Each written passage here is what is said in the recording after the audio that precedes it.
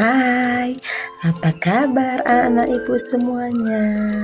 Ibu harap semuanya dalam keadaan sehat ya. Gimana hari ini nak? Semangat gak untuk belajar? Ya, harus tetap semangat.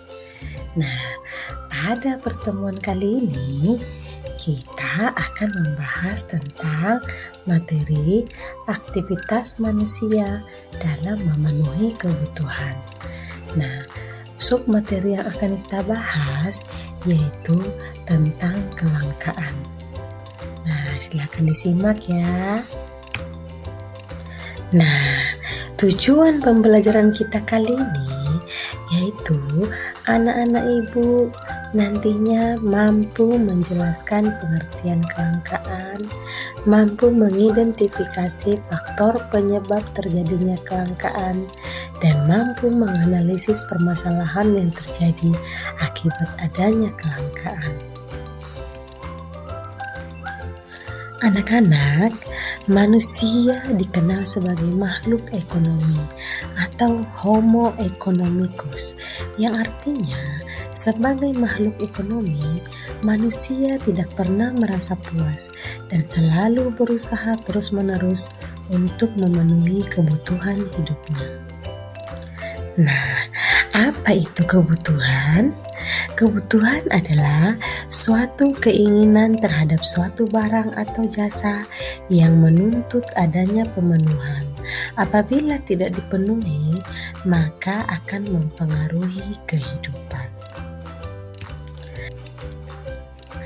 Saat ini, di mana jumlah penduduk yang semakin bertambah, tentu kebutuhan manusia pun akan semakin banyak. Nah, anak-anak, sekarang coba kalian perhatikan ketiga gambar berikut. Nah, bisa kita lihat apa yang terjadi dalam gambar tersebut. Yang pertama, antrian orang-orang untuk membeli gas LPG. Gambar yang kedua, antrian untuk membeli air bersih. Dan gambar yang ketiga, antrian orang-orang di pom bensin. Nah, pertanyaannya, mengapa hal ini bisa terjadi? Nah, mengapa hal itu bisa terjadi? Itu disebabkan karena kebutuhan manusia yang tak terbatas, sementara alat pemenuhan kebutuhan terbatas jumlahnya, sehingga terjadilah permasalahan ekonomi, yaitu kelangkaan. Jadi, apa itu kelangkaan? Kelangkaan adalah suatu keadaan di mana terjadi ketidakseimbangan antara kebutuhan manusia yang tidak terbatas, sementara barang dan sumber daya jumlahnya terbatas. Nah, anak-anak, apa sajakah faktor penyebab kelangkaan? Nah, di sini dapat kita lihat yang pertama adalah karena keterbatasan sumber daya.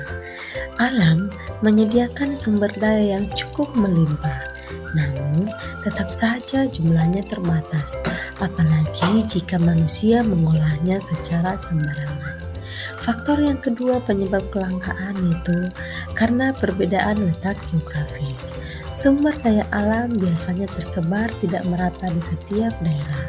Ada daerah yang sangat subur, ada daerah yang kaya akan barang tambang, namun ada pula daerah yang gersang dan selalu kekurangan air. Perbedaan ini menyebabkan sumber daya menjadi langka dan terbatas, terutama bagi daerah yang tidak mempunyai sumber daya alam melimpah.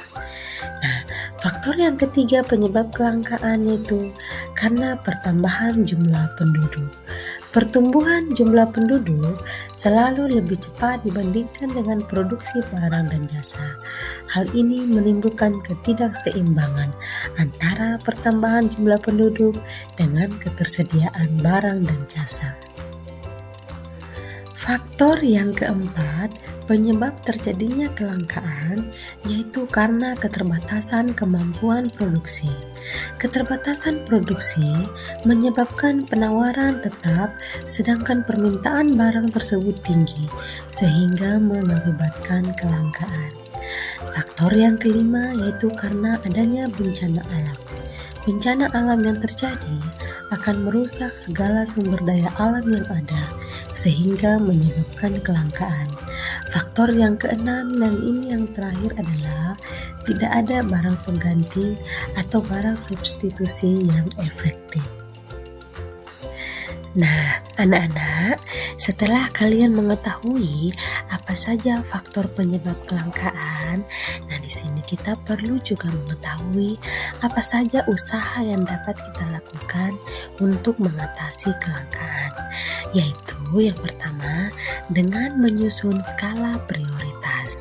Dengan menyusun skala prioritas diperlukan untuk menentukan urutan kebutuhan yang paling penting sampai kebutuhan yang kurang penting. Yang kedua, dengan menghemat penggunaan sumber daya alam. Yang ketiga, memelihara dan melestarikan sumber daya alam dengan baik. Yang keempat, menciptakan alat pemenuhan atau barang pengganti. Dan yang terakhir, meningkatkan pengelolaan berbagai macam sumber daya alam sehingga lebih bermanfaat bagi kehidupan. Nah, anak-anak, sudah paham kan tentang konsep kelangkaan? Nah, sampai di sini dulu pertemuan kita kali ini ya. Semoga bermanfaat untuk anak-anak ibu sekalian. Terima kasih.